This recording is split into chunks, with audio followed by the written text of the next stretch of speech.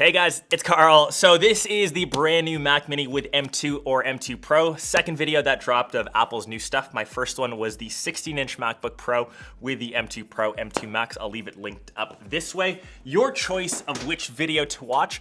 But the Mac Mini, when it was introduced with M Silicon, so the M1, it's actually right over my shoulder, right this way. I thought that was some serious value, a really low-key sleeper in the lineup. The same thing remains for the Mac Mini this year. So the base level with the M2 starts off at $599 or $799 Canadian. I know our dollar is a bit skewed.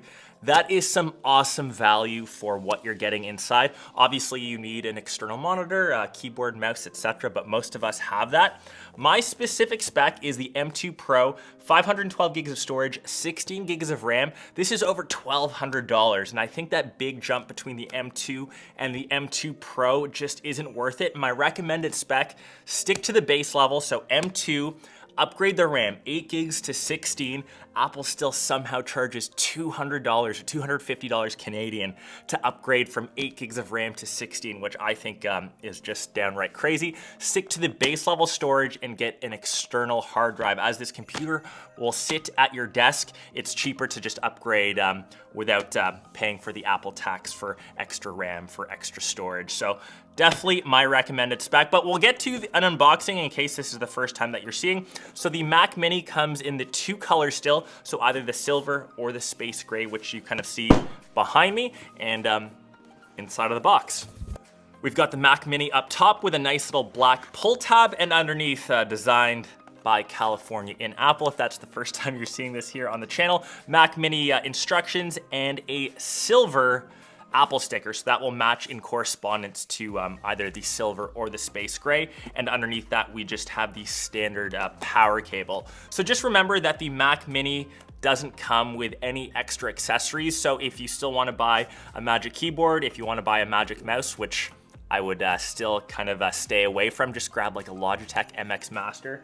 This little guy is a lot better for the same price. It's more ergonomic and you can actually use it when it's plugged in. It's a wonder how Apple hasn't replaced that Magic Mouse yet. I think it's a strange one. And when we look around the I/O, just pulling off that black piece of plastic, you can see what we've got. So of course, power, you've got Ethernet, the 4 USB-C ports, HDMI, and 2 classic USB-A with, of course, the good old headphone jack on the back. And you know it's Mac Mini as it says it in black on the bottom. So this actually has a very similar form factor to the Mac Studio. And the key difference here is actually just the overall chunkiness or the width. Some of the I/O is different as well, but you can kind of see it has that same form factor that we've kind of seen for years now from Apple. Obviously, the Mac Studio is a little bit dated now as it has the previous gen M1 Max chip, which if you kind of rank that on a scale, the M1 Max is still better than the M2 Pro. That's the same for their MacBook Pro lineup. So if you already own a keyboard mouse display combo and just want to upgrade to the new M2 for $599, that is an absolute steal. Even the M2 Pro, if you're willing to spend that extra money, a lot of people look at Mac Minis and think they're just suited for light day-to-day tasks. I mean, for $599 for a student, that's a great price.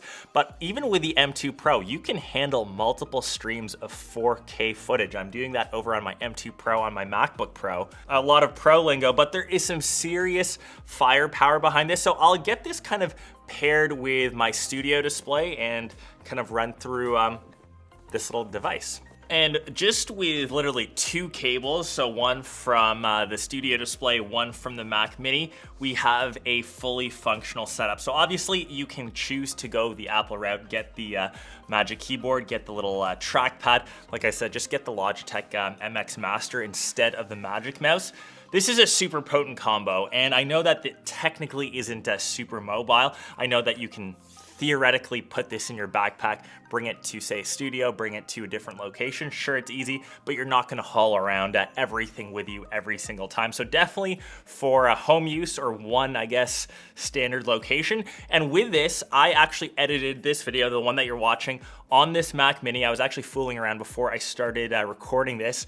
The timeline was literally buttery smooth. I could edit this 4K video. I think we had 2 streams, so the B-roll cam plus the A-roll, all of the extra clips. It literally felt like I was on my 16-inch MacBook Pro with M1 Max chip. We're getting to that point of, I wouldn't say diminishing returns, but the power of Apple silicon is just so good. There's really nothing in this space for $600 that kind of competes with this level. So even if you are getting into the PC space, that's technically around the budget level, $600, you cannot be editing 4K video. You can't do extreme Photoshop work. So honestly, it just offers some great value. And often the Mac Mini is overlooked because everyone wants a laptop, the MacBook Air, the MacBook Pro. But if you are able to get by in a desktop setup, yes, you need those extra accessories. I wouldn't say that you have to spend $1,000 for the studio display or even the Pro Display XDR if you want to be super baller. You can still get by with just a $200-300 monitor. Obviously, maybe it doesn't look as good. You don't get the aluminum finishing to match, but that's kind of up to you. So anyways, that's kind of your first look at the brand new 2023 Mac Mini with M2/M2 Pro. I'll try to use it a bit more. I know that I've got multiple devices to compare this to. If you want to see a comparison between this and the new 16-inch with M2 Pro, let me know. I'll definitely do some more in-depth testing. I'll try to use this as my main studio editing rig. I know that I've got a bit of travel coming up in the next month, so I'll probably be bringing my 16-inch MacBook Pro, but studio use, I'll let you know my thoughts, my full review coming up soon. Just remember my recommended spec: base level, upgrade the RAM to 16 gigs, get an external hard drive, and you are good to go. I'll catch the rest of you in one of my next vids. Peace.